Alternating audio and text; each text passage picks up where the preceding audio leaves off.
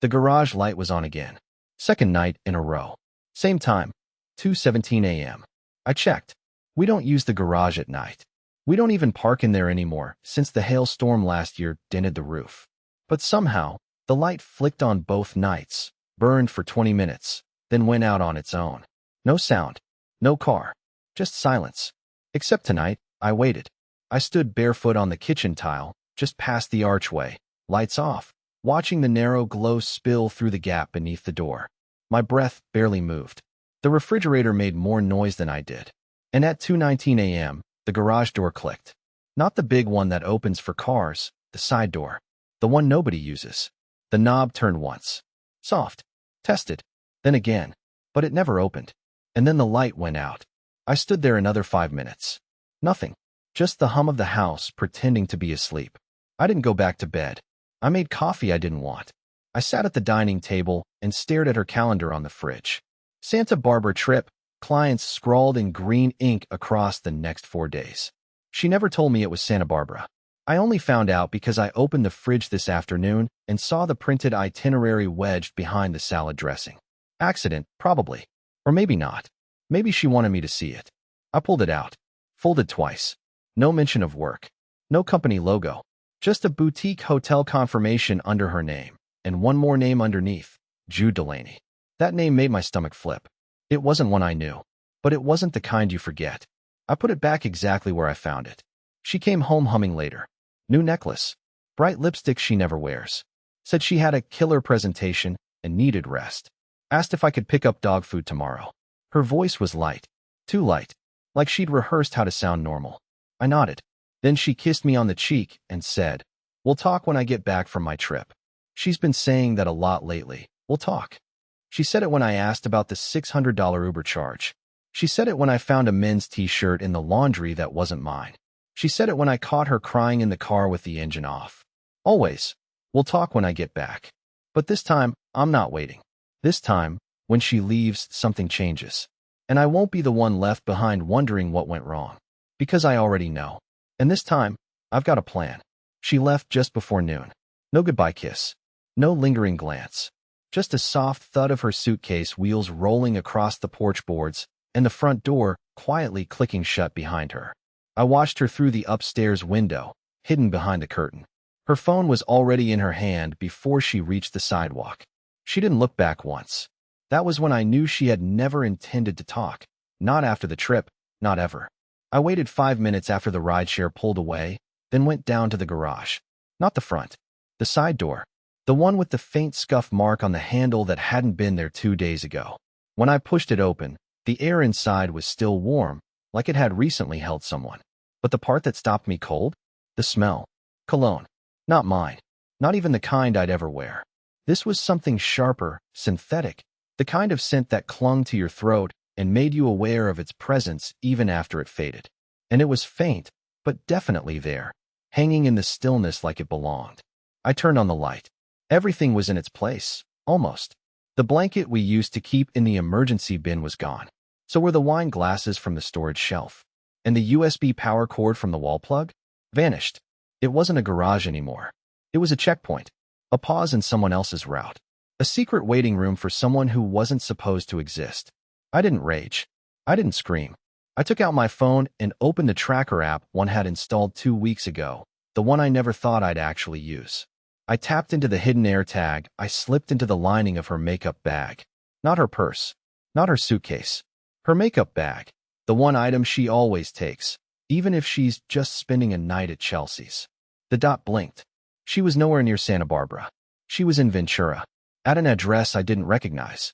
I zoomed in. It was a townhouse complex near the marina. I stared at the screen, thumb frozen above the map, when suddenly the location flickered, moved slightly. Then again, as if she had just arrived. I screenshot it and set the phone down, heart hammering in my ears. I should have been surprised. But instead, I was clear. I opened her desk drawer and took out the yellow folder marked Tax Docs. That was her code, always had been. It didn't hold taxes. It held the things she didn't want on her phone. Flight confirmations. Paper notes. One time, a receipt for a hotel in Palm Springs that she claimed was a conference, but it was for 2 people. This time, there was a printout with directions to a boat rental. Same marina. 2 names listed for the reservation. Hers and someone named Jude. So now I had a full name. Jude Delaney. I typed it into every search field I could find. Social, professional, even real estate records. And there he was, a yoga instructor turned emotional wellness coach, whatever that meant. 49. Divorced twice. Owner of a houseboat called Quiet Storm. I stared at the name of the boat for a long time. It felt like a joke. Or a warning. The last thing I found? A tagged photo on some small-time lifestyle blog. Rachel and Jude, standing close, half laughing on a wooden pier. Her face was turned, but her hand was on his stomach. His hand was on the small of her back. No wedding ring. No shame.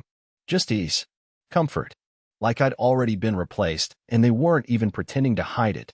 My throat dried up. For a moment, I considered calling her. Asking. Pushing her into the corner with questions. But I knew how that would go. She'd sigh. She'd say she was confused or going through something. She'd use the word space. She'd say, "We'll talk when I get back." But this time, I wouldn't be home when she did. This time, the rules were different. Because this time, I was the one making the decisions. And my next one? It would end everything, legally, precisely, and without warning. You don't get to turn a marriage into a performance and then walk off stage pretending no one noticed. And she would notice. Sooner than she thought. By mid-afternoon, the house felt like it belonged to someone else. The light was wrong, too sharp. Every floorboard creaked louder than usual, like the place was unsettled by her absence. I kept looking at things that hadn't moved in years, the vase in the entryway, the crooked family photo on the staircase, and wondering how long they'd been lying to me, too. I'd been sitting in the living room, laptop open, tabs multiplying, court records, property lookups, even obscure forums where people shared stories about unfaithful spouses. I wasn't looking for comfort. I was looking for strategies. Quiet ones. The kind that didn't end in screaming or smashing plates. I wasn't going to be that guy. But I needed more. I needed to know if she'd planned this for weeks or years. So I went into the attic. I don't even remember consciously deciding to. I just found myself climbing the narrow ladder, flashlight in one hand, heart banging in my chest. We never used the attic for much beyond seasonal decorations and forgotten junk. But Rachel had been up there last month. I remembered because she asked me where the extension cords were, and I told her we kept them downstairs. But she insisted they were in the attic. Even argued about it. Which was weird, she never cared enough to argue about storage. So I opened the hatch and climbed up. It smelled like insulation and dust and something fainter, like lavender lotion. Hers. I scanned the space with the flashlight. Everything looked normal. Boxes. Old fans. The fake Christmas tree. Until I saw the duffel bag. It wasn't dusty. It wasn't hidden well. Just placed in the far corner, behind the cooler we never used. Black canvas. Heavy zipper. No label. I crouched beside it, hand shaking slightly, and unzipped it. Inside were clothes, casual, but not hers. Men's. Button-downs, jeans, deodorant, razor, cologne. Travel-sized everything. A toothbrush still in its packaging. There was even a phone charger and a notebook with a few scrawled names and dates, Jude, written 3 times, circled. It wasn't just a bag. It was a backup plan. A ready-to-go kit. For him. He'd been here. In our house. In the attic. At first, I couldn't move. I just sat there staring at it, my mind unraveling quietly while the rest of the world kept spinning below me. Then I grabbed the bag, took it downstairs, and dumped it onto the dining room table like I was expecting it to answer me. This wasn't just betrayal. It was invasion. She'd turned our marriage into a 2-person cover story, and I was the only one who didn't know I was acting. My hands moved on their own. I opened her laptop, which she'd accidentally left behind this time. She never did that before. Maybe it was arrogance. Maybe it was part of some plan she thought I was too slow to see through. The password had changed. Not a big deal. She used the same 3 passwords for everything. But none of them worked now. I stared at the login screen, fury prickling at the edge of my teeth. So I did something I hadn't done since college. I removed the back plate. It took me 40 minutes, a YouTube tutorial, and every ounce of patience I had left, but I pulled the drive and hooked it to my own machine. And once I was in, I saw it all. The hidden folder. The archived messages. The audio recordings. Yes, audio. Recordings of calls with him. Hours worth. Her voice, relaxed, giggling, whispering, describing me, making fun of the way I fold laundry. telling him about the cabin fantasy she had for the two of them, describing, in unnecessary detail, what she would do to him once the talk with me was over. And then, one message, just a few days ago. I don't want to hurt him, but I need to live. I've been careful, but he's starting to notice. I'm going to say we need space when I get back. He'll cry, maybe. He's sensitive, but he'll move on. That part made me sit back in my chair. Sensitive. She always said it like it was a flaw. Something inconvenient. Something that embarrassed her in front of her friends. I used to feel ashamed of it. But now it was the part of me that kept me human. And it was the part that would keep me from blowing everything up like she probably expected. She wanted a disaster. A man begging in the rain. She'd get none of it. Instead, she'd return to silence. To absence. To a house that remembered everything. And a husband who had already left. Not physically, not yet. But emotionally, gone. And by the time she realized that, it would already be too late. I didn't sleep that night. I didn't try, either. Instead, I sat in the old leather armchair in the corner of our bedroom, the one she used to curl up in with her tea and pretend to read while secretly scrolling her phone. Now it felt like a stage prop, something meant to suggest warmth, not hold it. I had her laptop, the backup bag, the map of her deceit laid out in time-stamped conversations and whispered recordings. But I wasn't interested in confrontation anymore. I wanted something deeper, something permanent. So I looked through her drafts folder. She didn't think to encrypt it. Maybe she thought I'd never be curious enough to look. Maybe she didn't care if I did. Most of it was garbage, half-written emails to clients, abandoned blog posts about intentional living, shopping lists she'd emailed to herself. Then I found it. A Word document titled simply, "If it comes to that," dated 4 months ago. The file was short, just 2 paragraphs. But it was written with the kind of clarity that only comes when someone has already made up their mind and is just waiting for the logistics to catch up. Here's what it said. If it comes to that, I'll tell him gently. I'll say I've changed, that I need more space to grow. I'll offer friendship, even if I don't mean it. He'll take it hard. He always does, but he won't fight. He never does. I don't want drama. I want a clean shift. A narrative I can tell people without sounding like the villain. If I time it right, I can leave on a Thursday, stay at the marina until Sunday, and have everything transitioned by Monday. He'll keep the house. I'll get the Jeep. And we'll both heal. That's the story I'll tell. I read it 3 times. And then I deleted it. Not because I wanted to hide it, but because it didn't belong to her anymore. It belonged to me now. She wasn't going to get her clean shift. She wasn't going to rewrite herself into the role of wounded seeker, rebranding her betrayal as growth. I wouldn't yell. I wouldn't post screenshots online. I wouldn't even confront her face to face. That's what she expected. A scene she could frame as emotional instability. No, I had something else in mind. The first move was subtle.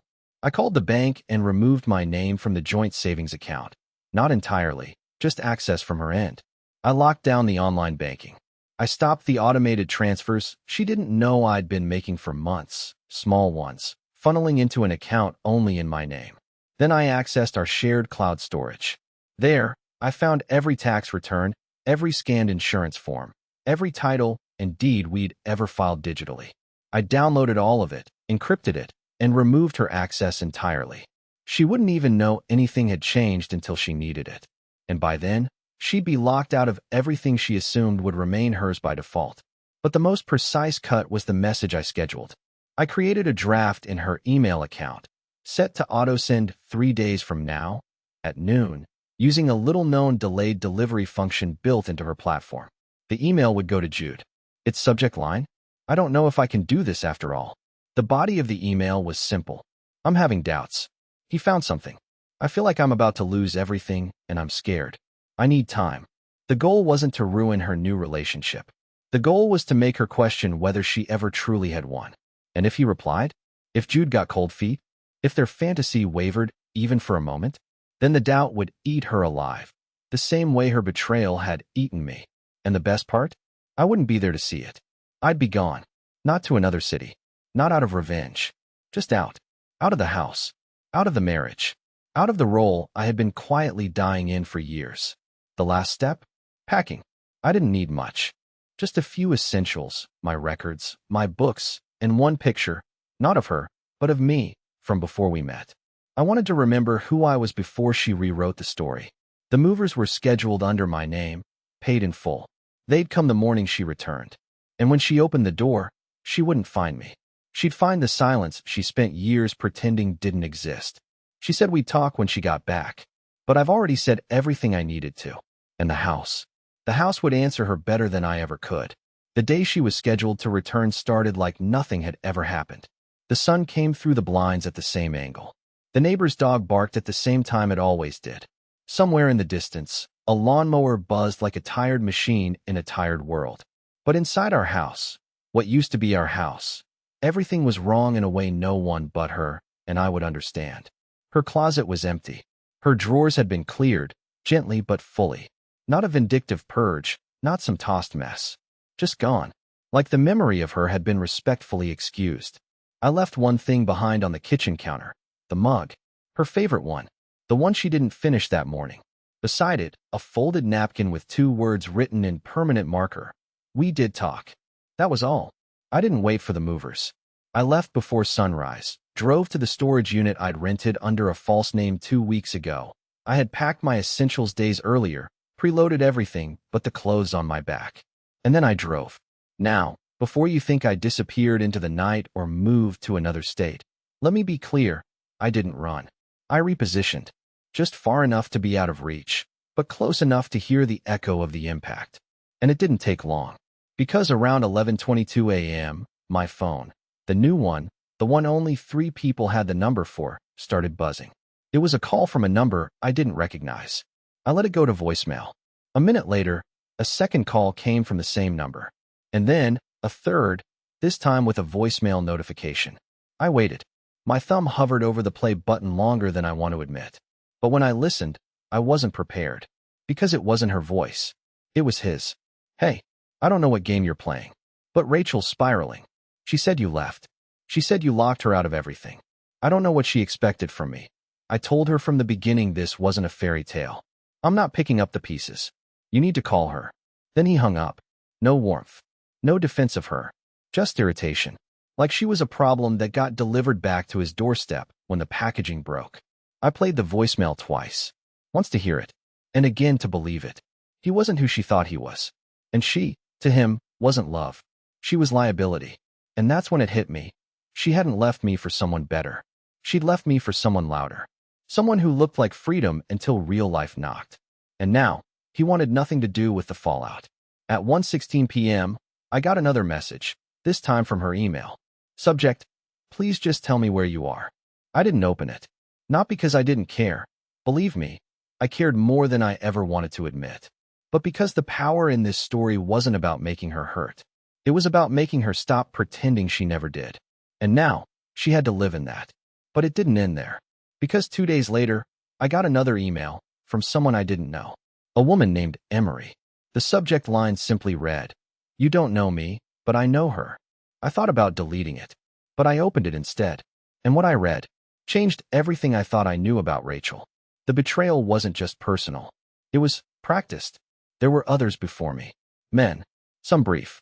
Some serious. All believing they were the first to discover the real her, until they realized she was simply using them as steps on a staircase to nowhere. Emery had been one of them. Not romantically, but professionally. She had once been Jude's assistant. She had seen it all. The messages. The meetings. The pattern. Rachel wasn't some woman swept off her feet. She was the architect. Every affair, every chance encounter, every accidental confession was orchestrated. That email ended with something I'll never forget. I don't know what she told you, but if you left and stayed quiet, that was the smartest move of your life. She only thrives when someone is trying to prove her wrong. Don't give her the satisfaction. I leaned back in the hotel chair and stared at the screen. She didn't want me back. She wanted someone to chase her. And I was done running in circles.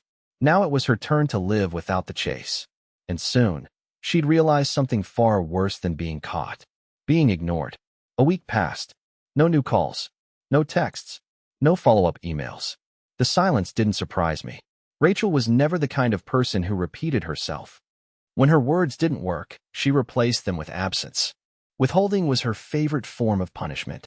That way, when she finally returned to the conversation, it always felt like a gift. But I didn't wait for it this time.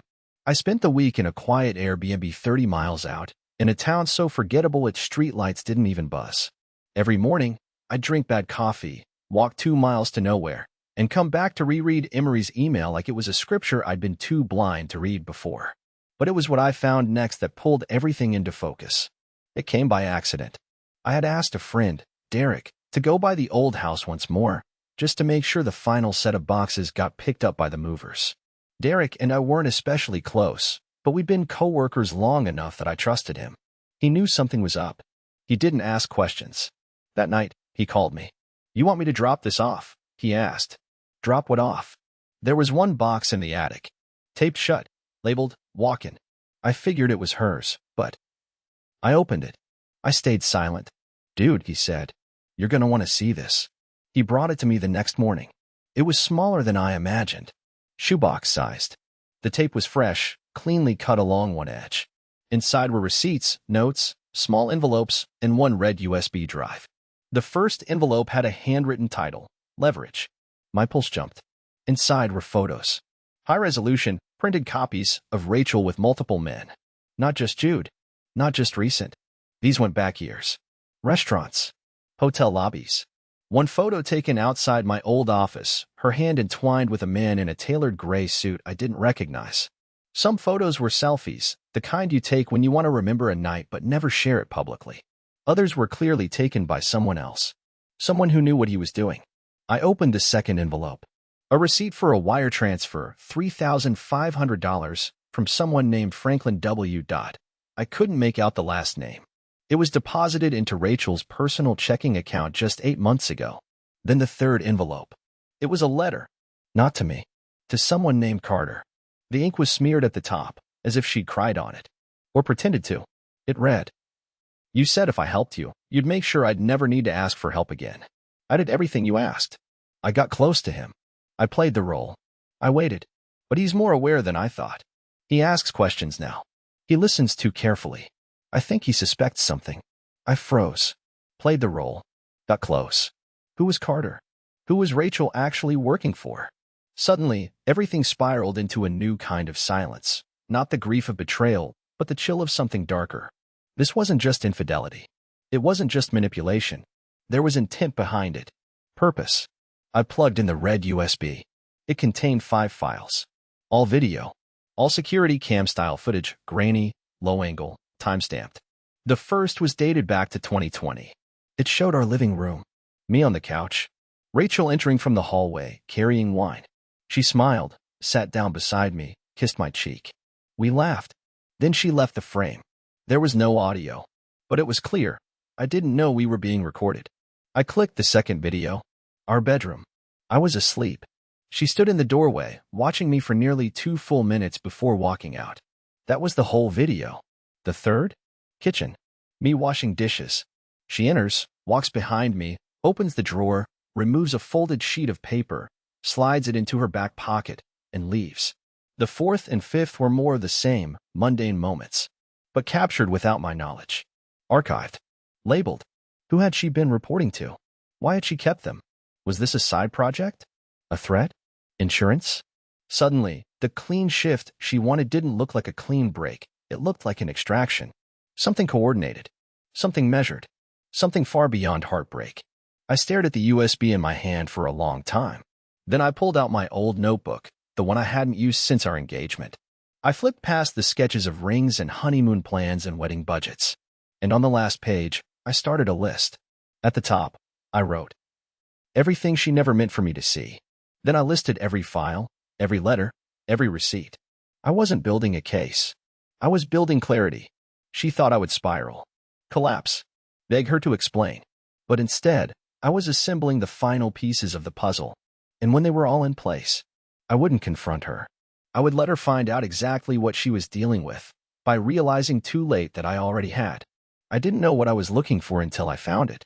That's the honest truth. After watching all 5 videos on the USB, I kept asking myself the same question. Why? Why record me like that?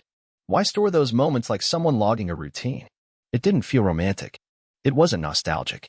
It felt methodical. Like I had been watched, studied, assessed. I thought that was the end of it. But late that night, After going over the files again, I noticed something small, almost stupid. The fourth video, the one where I'm washing dishes, had a reflection. A faint one, in the microwave door. Just a sliver of the hallway behind me. And in it was Rachel, holding her phone up, recording me. I zoomed in, enhanced it, paused it. Then I saw what was on her screen. It wasn't her camera app. It was a video call.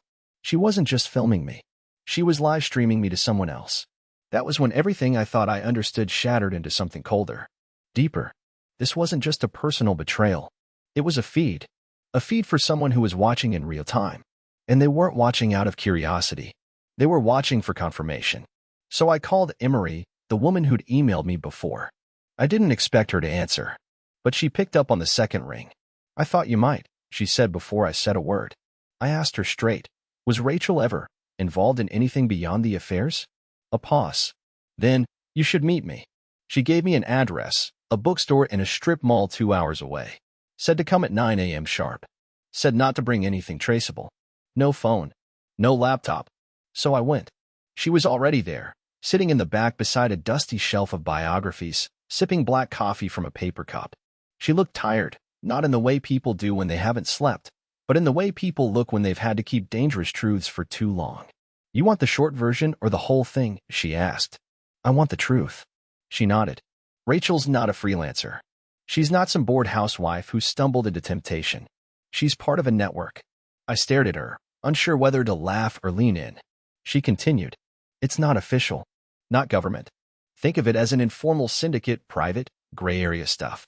They look for people like her. Beautiful, charming, emotionally detached. People who can get close, gather information, influence decisions without anyone ever knowing what they were really there for. I blinked. So she, what? Spied on me. Not exactly. She was given targets.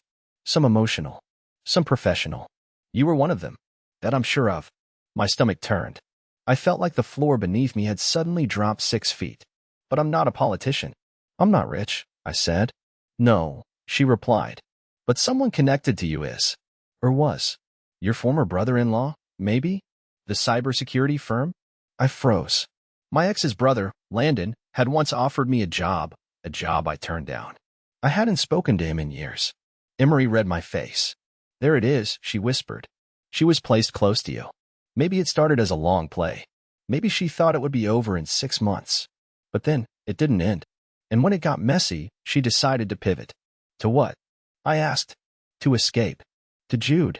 To that fantasy she kept talking about. But the problem is, people like her don't retire. They vanish. Or they get used again. I sat in silence, head spinning. Emery reached into her bag and handed me a printed photo, Rachel and another man I didn't recognize. Different city. Different year. Same expression on her face, the soft smile, the turned shoulder, the illusion of intimacy. This was 3 years before she met you, Emery said. Who is he? Doesn't matter. He died.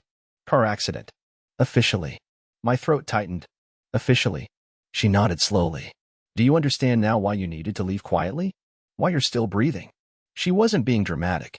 She was warning me. And suddenly, it made sense. The carefully managed timelines, the precise language in the documents, the recordings that never included her voice. She wasn't just avoiding confrontation. She was preserving deniability. Because I wasn't her first loose end. I was just the first one who disappeared without screaming. And now? Now she was alone. But I knew Rachel better than anyone ever had. And I knew what she feared most wasn't exposure. It was irrelevance. Which is exactly what I was going to give her. Total silence. No revenge. No retaliation. Just the dull ache of being erased by someone who finally saw her and walked away anyway. It's been 7 months.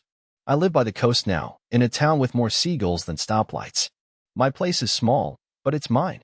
Windows that face the water, a battered old writing desk I bought from a retired school teacher, and silence, the honest kind, not the one you have to fake your way through.